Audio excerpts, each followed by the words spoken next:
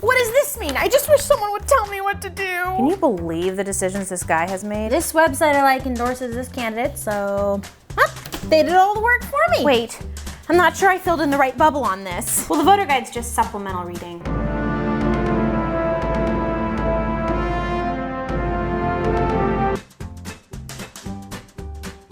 Hi, Cheryl. Thanks for coming to the ballot party. In this video, we're gonna be exploring all 9 Enneagram types voting. As we all know, the American general election is coming up on November 3rd, so I thought it would be really interesting to take a look at how each Enneagram type might be approaching voting this year. And don't worry, I am not talking politics in this video because Lord knows we all need a break from that. But don't forget to register to vote and to vote. If you are confused about that, I've put some helpful links in the description down below. If you don't know who I am, hello, I'm Abby, and I'm here to help you discover you. On this channel, we talk about the Enneagram, personality types, basically just try to get you digging deeper into who you are and why you do the things that you do. So if you're not subscribed yet, please do so. I put out new videos every Monday and Thursday. All right, we're starting with Enneagram 9s, the Peacemaker. I bet election season is really difficult for type 9s because it just causes rifts between people and parties. Because 9s are at the top of the Enneagram, they are able to access all the different types of the Enneagram underneath them. So they can have the traits of a type 1, a type 2, and so on. This makes it possible for type 9s to bridge differences and see things from different angles and perspectives. But type 9s often prioritize keeping the peace by bending to other people's will, not asking questions, and not making decisions. When you're sitting down and looking at a ballot with lots of propositions and candidates, I can see type 9s getting really overwhelmed and falling into that passive state. This is too overwhelming. It's too much. What does this mean? What does this mean? I just wish someone would tell me what to do. I need some tea. Enneagram 8s, the challenger, probably have lots of opinions about the election and the voting process. As confident leaders, they're not going to be swayed by anyone else's opinion. And for many type 8s, they really value authenticity and honesty. If they feel like their country's leaders aren't honoring those traits that they really value, they're probably going to vote accordingly. You will also probably find them fighting for the underdog and those who represent the underdog. I do not understand why everyone's up in arms about mail-in voting. I've been doing it for years. It's easy and it's practical.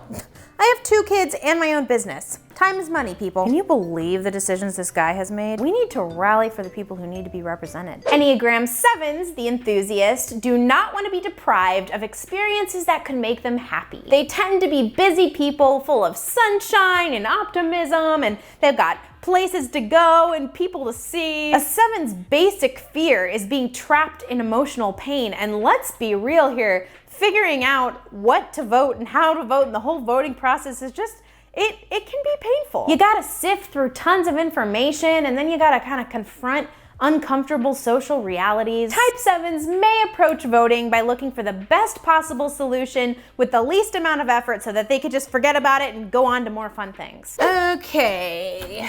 This website I like endorses this candidate, so they did all the work for me. Perfect. Yes, no, yes, no, yes, no, him. Oh, I'm done.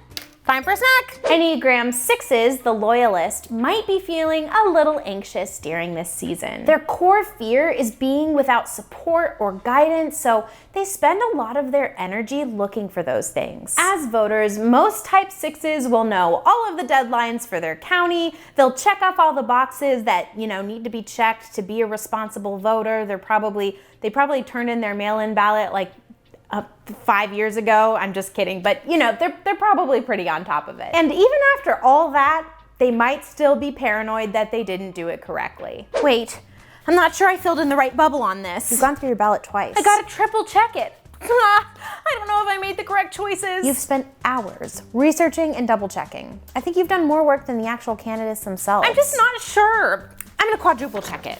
Kanye West is on here. Enneagram 5s, the investigator, are insightful thinkers, and I have deemed them my own little name. I've called them the rational voter. This isn't true for all 5s, but in general, I think that 5s really desire to be knowledgeable and competent in all things, and when it comes to elections, they want to be knowledgeable and competent. So they will actively look for all the information about the candidates and the propositions. They're gonna look really closely and think about the negatives and the positives, and then they're gonna weigh those things against their own values and beliefs. What are you doing? Reading the voter guide. Oh, I didn't know people actually read those. Well, the voter guide's just supplemental reading. I also have all of this to read about the issues. Enneagram 4, the romantic, operate out of the heart center. They tend to engage in life and circumstances through their feelings. Because of this, I think type 4s approach voting with lots of empathy and emotion. Maybe sometimes too much emotion? Maybe? I didn't say that. Did you say that? I didn't. What? But in all honesty, they want their vote to matter and their voice to make a difference. Not that any other type doesn't want that, but I just feel like 4s feel that really intensely.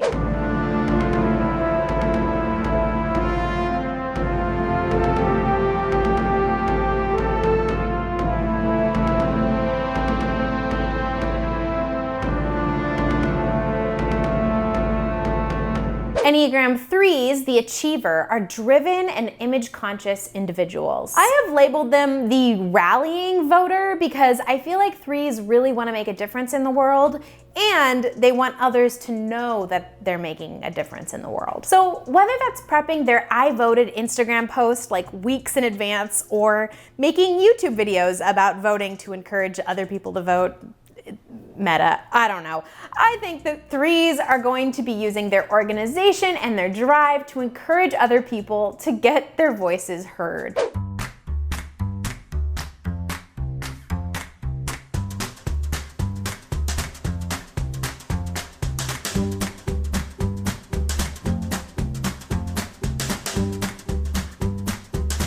Enneagram 2s, the advisor, are very community-minded because their core desire is to be wanted, appreciated, and loved, and that involves people. They feel a burden to care for everyone in order to gain affection for the people that they help. In an election, Enneagram 2s may vote based on what they feel is best for their community.